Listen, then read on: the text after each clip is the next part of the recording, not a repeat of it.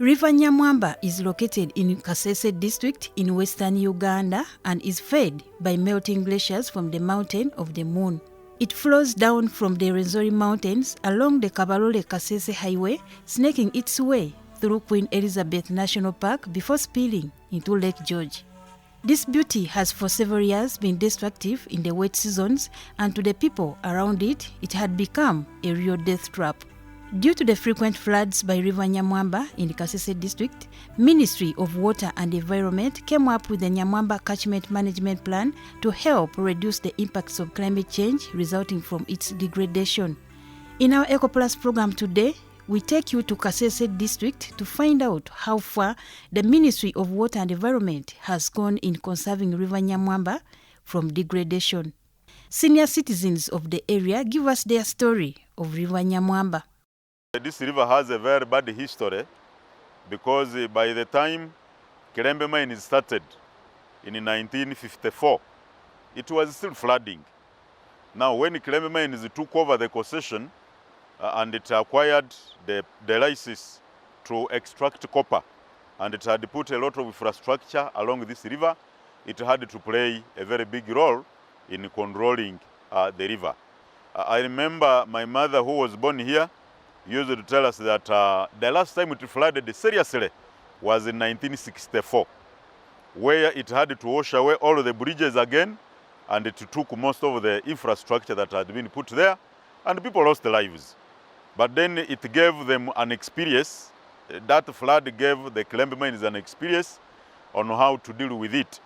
That is when now they adopted the method of desilting it. So every year they could desilt it twice, specifically in March and also in August. The March, they were preparing the floods of April and May, and then in August, they were also preparing for the flooding of October and November. Now, because of the political turmoil that happened in 1970s, when Idi Amin Dada took over government in 1971, one of the people he fought were the investors, the whites. So he chased away the Canadians, he chased away the Asians, he chased away the Indians. And all those were having responsibilities they were doing here. First of all, the Canadians were mining the copper and therefore giving the people jobs. At the same time, they were protecting the river, protecting the people from the floods. Now the Asians, who were traders, were the owners of the shops. So the business also had to move down. So 1977, when Idi Amin chased away the Canadians, of course, Kirembe mines had to break down. And by 1980, mining had completely stopped. So the activity of desilting the river also stopped. So you can imagine from 1980 to 2013, all the accumulated silt was there. Now, when the river flooded, like it flooded in 1964, it had to find there was no valley. And therefore, what it did was just to meander around and causing all that havoc. It destroyed all the houses, it destroyed also the hospital, it destroyed the bridges, because along this river we had 9 bridges. Because the community was improved, and therefore the services included easy means of transport, including the bridges. So all those bridges were washed away in 2013. But now the government came on board. First of all, it brought the Arab contractors. After securing funding from the Egyptian government, they brought the Arab contractors, who did not involve the community too much.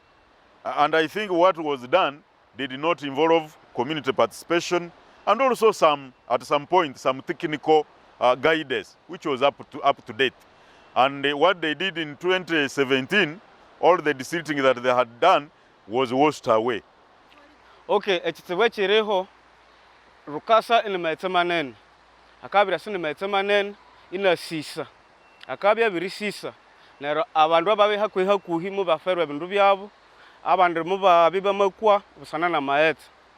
Nero habya mu ndrumuma omakutukuba kubanze rukatsuka eriasa. Mabya ina ma ehali hakabunwa ha omukinasi. nero mwasigara erusuru abiritimba amanyumba nabiriyenda obuli kindu kyosi mukyabi kyamasisikara nero mwasamba omwamuti amimanamo eiworu then amethabere abirikeha. You know, the epicenter of floods in Kasese is River Nyamwamba. And River Nyamwamba is such a stubborn river that has degraded the environment and also destroying lives of people. I grew up here in Kasese and I was born in Kilembe, in a place called Magazine, part of the hills. And in the early 60s, when the Canadians were still operating there, when they were mining, they had put in a lot of effort. There were machines that would warn people that the river is going to get flooded. Yes, government has done the same. They have installed one. There was also a standby machine that would desilt D8 and D10, which would continuously continue desilting every rainy season. But when it collapsed, it was no more. And that's why now this challenge has continued to happen. Yeah, the destruction was so bad, it was almost destroying the whole town, including even the municipality Kasese. But when the interventions of Ministry of Water and Environment came in, they have minimized it, at least has been reduced to around 50%, from 100% to around 50%. So we are hopeful that if there is continuous engagement, we shall be able to achieve much. But why did the River Nyamwamba start flooding frequently than before? Considering the topographical nature of the Kasese region, it has three different categories: the steep slopes, the mid slopes and rather gentler slopes, and then the flatland. So there is usually a heavy flow of water from the steep slopes coming down to the valleys, and naturally the valley or flatter areas are caused to experience floods. Of course, we have observed the issues of heavy rainfall occurring within a shortest period of time, leading to the flooding, and then also issues of land degradation. In the past, Nyamwamba was heavily forested, but with the increased human population, most of these trees have actually been cut down, leading to land use change. People are now cultivating within the hill slopes of the Nyamwamba Valley. Because of the frequent deadly floods of River Nyamwamba, in the year 2000, Ministry of Water and Environment came up with the River Nyamwamba Catchment Management Plan to help reduce other floods that had become destructive to Kasese community. The Ministry of Water and Environment developed a catchment management plan highlighting some of the critical causes of flooding within the Nyamwamba Valley. And this was funded by African Development Bank, and the management plan is a stakeholder-driven process that highlights, that involves the different stakeholders right away from the local farmers and up to the highest level political office within the district, that is the LC5. And it's comprehensive enough that involves a stakeholder analysis, a stakeholder engagement, and also the water resources assessment. And all these are compounded from the catchment management plan. So as a Ministry of Water and Environment, of course, we fully studied the Nyamwamba catchment, trying to decipher some of the underlying causes leading to flooding valley. However, with the development of a management plan, it identified some of these critical hotspot areas where catchment management remedial measures needed to be implemented to reduce on the impact of flooding within the valley. Following the 2020 floods that occurred in the Nyamwamba Valley, the Ministry of Water and Environment was able to secure funding from the World Bank through the Integrated Water Management Development Project, where we implemented several catchment remedial management measures that entailed soil and water conservation. The Nyamwamba Valley is quite very steep. So as it rains, the velocity of water flowing into the valley is very high. So through the soil and water conservation management measures, we try to retain the water within the catchment, reduce on the velocity at which the water was flowing. And through this, of course, we have been able to observe that water has been retained in the catchment, and this has actually internally led to improved crop yield at that household level. And most of the farmers within the Nyamwamba Valley or coffee growers, and this has actually led to improved coffee yield within the farmers. And to be more particular, of course, we involved in the nature-based solutions to reduce on the impacts of flooding, but as well as the engineering option. We're able to maintain the river channel. We had cyclopean concrete constructed at the embankments of the river, and then also the gabions. This was channelized flow to maintain the flows of the river within the channel, and we have been able to actually cover about 1.2 kilometers of the river channel out of the 40 kilometers of the Nyamwamba river channel. So in terms of area expanse, of course, this represents more, less than 0.5% of the total area that needs to be fully maintained with these engineering options.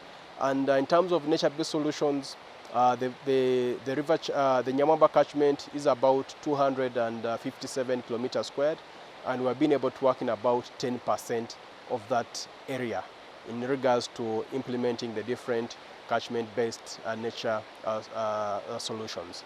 And on top of the soil and water conservation measures that have been carried out, we have been able to reforestate more than 1,000 hectares of degraded land within the Nyamwamba catchment.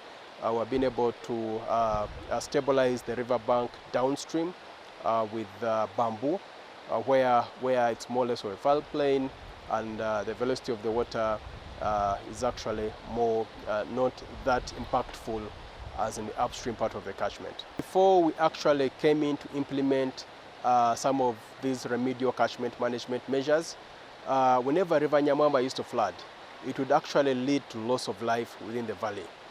But from the time we implemented some of these catchment management measures, such as the nature-based solutions, such as the soil and water conservation, and the engineering solutions, at least we have been able to reduce on the impacts of flooding within the Nyamwamba Valley.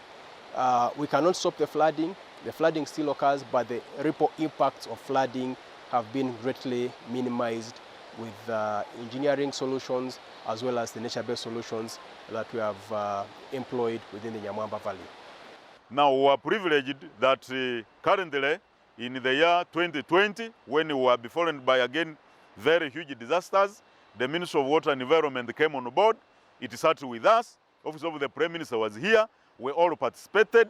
That was when also this organization, the Nyamwamba Catchment Management Committee, was put in place. So we have been playing a role of making a contribution in telling them what used to happen, giving them the history. They decided to prioritize the key infrastructure. That is the Kiremainis Hospital, then Bulembia Division, and then Mount Rwenzori Girls Secondary School, which is just next to us, and then Kirembe Mines offices, which is the home and basket of copper, cobalt, and gold. So the government prioritized, first of all, put some gabions in those to protect those kind of infrastructure, and then government resources. In the management plan, the cultural aspect was also included. On the issue of culture, of course, during the development of the catchment management plan, that is a stakeholder-driven process, we're able to pick some of the cultural views in the development of the plan. And the culture actually has a very strong attachment. Most of the cultural values have strong attachment to the environment. For example, in Kasese here, they say that you're not supposed to cut this tree. If you cut it, then the gods will become angry with you. And we have had a lot of deforestation occurring within the Kasese Valley. And of course, now the culture is actually even bridging that gap. That's why we actually, as the Ministry of Water and Environment, we have a memorandum of understanding with the cultural institution of Kasese, that is Obusingabwa Rwenzururu. We cannot work in isolation. So we need to work together and also have their views incorporated in the management of water resources within the catchment. Stakeholders in Kasese district are appreciative to Ministry of Water and Environment for the interventions to protect and conserve River Nyamwamba. Of course, we may not work on the entire river because it can be very expensive, but also there are areas where the bamboo has established and is doing well, but there are certainly those dark spots, especially along the various corners along the river, which are normally the derailing factor for the river, bringing the floodwaters into town. But the Ministry of Water and Environment came to our rescue to see how best we can restore the river banks and also improve on the livelihood of the people that are staying near the river banks and the foothills of Mount Rwenzori, in the hills of Chihara, the hills of Kilembe and beyond. And there are so many interventions that have been put in place. One of the interventions was desilting. And the river was divided into 3 phases: the upper zone, the middle, and the lower zone. And in the middle, WWF supported in trying to provide seedlings and also helping the community also to plant those seedlings along the river valley and also the mountains. The only challenge where they had the tiles, the Kilembe cobalt tiles being swept away by the rains, and the whole of River Nyamwamba would get flooded and the tiles would go and even end up being exposed in the crops in the Mubuku irrigation scheme. That has somehow been contained. So we want to thank government and thank them in a special way that they should continue supporting the district. Abama betandike himba eshagabyo niseno. At least isitu chitunga effect yosi okwa Nyamwamba. At least amaetsa ni mwendo makatikati akeshagabioni ngokuba abiri himba. In implementing the River Nyamwamba Catchment Management Plan, the Ministry of Water and Environment is happy that the problem of food insecurity is also being addressed. As a Ministry of Water and Environment, at least we have been able to form groups of common interest, that is conserving the environment. And these groups are actually trainers of trainers, trying to duplicate some of these catchment management measures to the other people that have not yet adopted some of these nature-based solutions as a novel way of addressing the impacts of flooding within the Kasese Valley in Nyamwamba. But also they're able to actually have some of the food crops produced within the valley. So if we are able to duplicate some of these interventions, we shall be able to secure the food security for the people in Kasese district, the energy for people in Kasese district, but also most importantly, water of adequate quality and quantity. National Water and Sewerage Corporation actually taps its water from the Nyamwamba Valley, and it's the only source of potable water to the residents of Kasese district. So if we have some of these interventions scaled up and consolidated, we should be able to secure the food security, water security, as well as the energy security for the residents in the Kasese district. According to stakeholders, River Nyamwamba needs to be protected and conserved for sustainable use due to the various roles it plays. River Nyamwamba, first of all, like I have already said, is giving us water. And from this water, we are getting also fresh air. 2, River Nyamwamba is giving us electricity. Like I've already told you, we are generating about 20 megawatts from this river alone. And we are feeding it into the national grid. And you know what it means when you have energy. River Nyamwamba also helps us at least to wash away some of the dangers, some of the dangerous substances that we have here. So it is also playing a very good role, in the development. It is also giving us stones. Yeah, you can use these stones for construction. We also get sand. This river is the source of sand which the people in the entire municipality are using for construction. So it is a very good resource. That's why we want to preserve it for future use. With the few kilometers covered in managing the River Nyamwamba catchment by the Ministry of Water and Environment, testimonies have been observed, thus need for more funding in covering the 100 kilometers of River Nyamwamba so as to minimize the impacts of climate change along the catchment. Ideally, we are supposed to cover 100% of the whole catchment to significantly reduce the impacts of flooding within the Nyamwamba Valley. But however, we don't have enough resources to cover the entirety of the whole catchment. So this is where we advocate for increased financing from Ministry of Finance so that we are able to actually implement in the whole catchment area and have some of these nature-based solutions across so that the impacts of flooding are heavily minimized. Now, the future of River Nyamwamba, first of all, the river is as old as mankind. It was created. God created it. We all found it there. So we still believe that even in the time to come, the river will still be there. But we are now looking at the challenge of the effects of the river to the lives of the people. That is where we are concerned. So that's why we're like, if the government adds more resources on this, at least we shall have conserved the water. This water is very, very important because it comes from Margarita Peak and it feeds into Lake George. And now in Lake George, we have fish and the community is depending on that fish.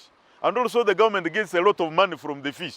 Number two, we have wild animals which also need the water to drink. And we have Queen Elizabeth National Park, which is an agricultural, a tourism attracting kind of infrastructure. And we receive a lot of visitors from outside Uganda. Now, when this Nyamwamba is not well dealt with, first of all, it takes the tailings, the copper residues, the cobalt residues from the mining point to the lake. Now, when those residues reach the lake, then they are hazardous to the lives of the people who eat the fish and also the animals, the wild animals. So if we don't deal with the river, stopping it from taking the copper tailings, and it continues taking the copper tailings in the lake, then we are not going to have any more animals. Because the animals, as they take in the water, they are taking in chemicals that are very dangerous for their lives. So they can, at one point, you'll find all of them have fallen sick and they have died. And also the people who are eating the fish from Lake George and Lake Edward, one time we'll find that they will have developed cancer. And therefore we shall not have any more generation if we don't deal with the river. So dealing with the river is not only solving the problem of disaster, but is also solving the problem of causing diseases to both the wild animals, the fish in the lake, and also to the people who are eating on that fish. And above all, it is affecting the economy of the country, because you know that tourism plays a very big role in generating revenue. The future of River Nyamwamba lies in our hands. Let's all observe the Ministry of Water and Environment's interventions for its sustainability. So we want to thank government and thank them in a special way that they should continue supporting the district, because here as a district, we cannot do it alone.